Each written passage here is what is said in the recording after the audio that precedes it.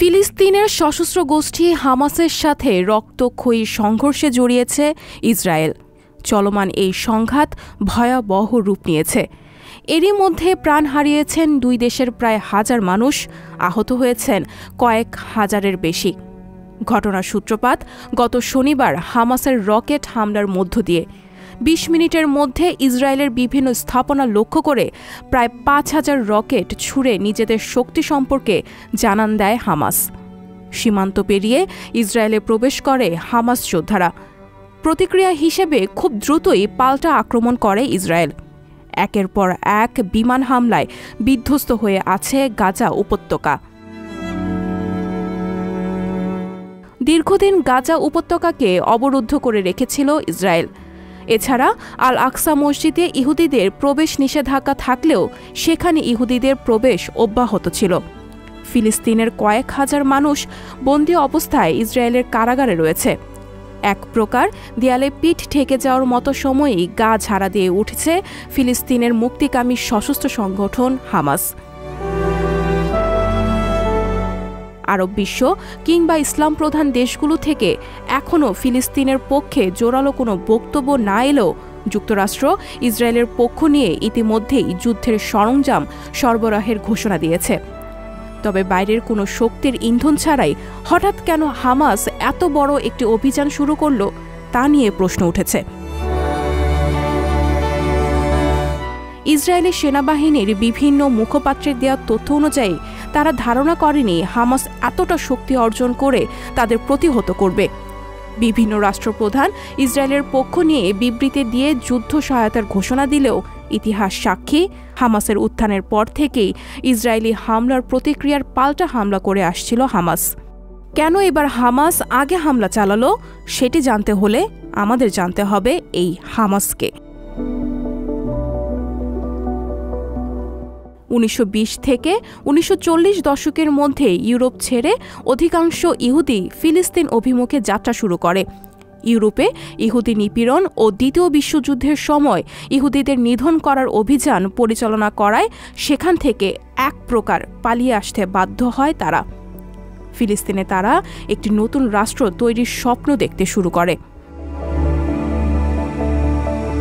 প্রথম বিশ্বযুদ্ধের পর ফিলিস্তিন অঞ্চলের নিয়ন্ত্রণে নিয়ে নেয় ব্রিটেন। সেই সময়ে ফিলিস্তিনে সামান্য সংখ্যক ইহুদিদের বসবাস ছিল। কিছুদিনের মধ্যেই ইহুদিরা দখলদারিত্ব, অন্যায়ভাবে হত্যা, খুন গুমের মাধ্যমে ফিলিস্তিন দখল করার চেষ্টা শুরু করে। সাথে সাথে ফিলিস্তিনের অধিবাসীদের সাথে ইহুদিদের উত্তেজনা বাড়তে থাকে। এক পর্যায়ে আন্তর্জাতিক সম্প্রদায় ফিলিস্তিনকে 2 ভাগে ভাগ করে 1 ভাগ ইহুদিদের দিতে সম্মত হয়। 1947 সালে জাতিসংঘের এক সিদ্ধান্তে ফিলিস্তিনকে 2 টুকরো করে ভিন্ন 2টি দেশ গঠনের কথা বলা হয়। ধর্মীয়ভাবে গুরুত্বপূর্ণ জেরুজালেমকে একটি আন্তর্জাতিক নগরী হিসেবে ঘোষণা করে জাতিসংঘ। এই প্রস্তাবে ইহুদিরা সম্মতি দিলেও আরব নেতারা এই ঘোষণাকে সম্পূর্ণ প্রত্যাখ্যান করেন। জাতিগত বিভেদের মধ্যে ব্রিটিশরা তাদের তল্পিতল্পা গুটিয়ে ফিলিস্তিন ছেড়ে দেয়। এরপর 1948 সালে ফিলিস্তিনিদের ওপর অন্যায়ভাবে একের পর এক আক্রমণ করতে থাকে ইসরায়েল রাষ্ট্র প্রতিষ্ঠা করতে চাওয়া ইহুদি সম্প্রদায়। ইহুদি নেতারা এবার সরাসরি ইসরায়েল রাষ্ট্র প্রতিষ্ঠার ঘোষণা দেয়। স্বভাবতেই নিচে দেশের ভূমি বেদখল হতে দিতে প্রস্তুত ছিল না ফিলিস্তিনিরা।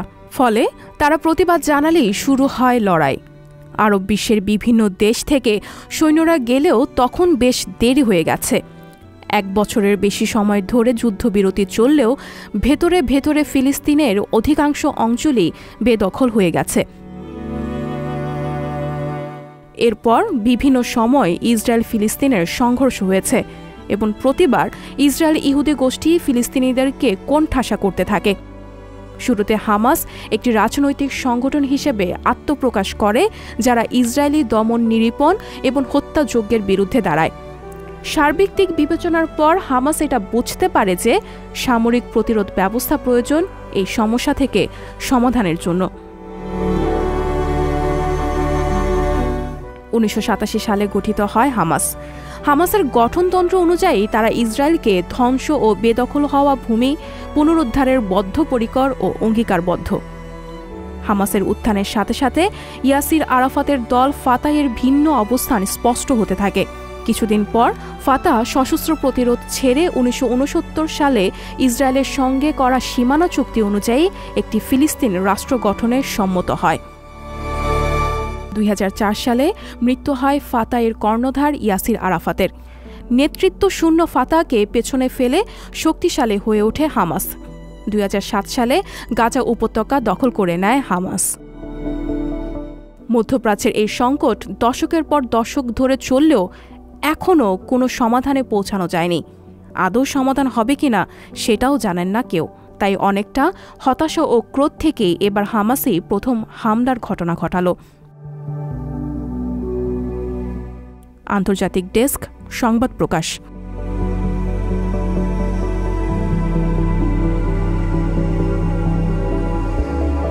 সংবাদ, ফিচার ও অনুষ্ঠানের জন্য ভিজিট করুন সংবাদ প্রকাশের ওয়েবসাইট এবং যুক্ত থাকুন ফেসবুক পেজ ও ইউটিউব চ্যানেলের সঙ্গে।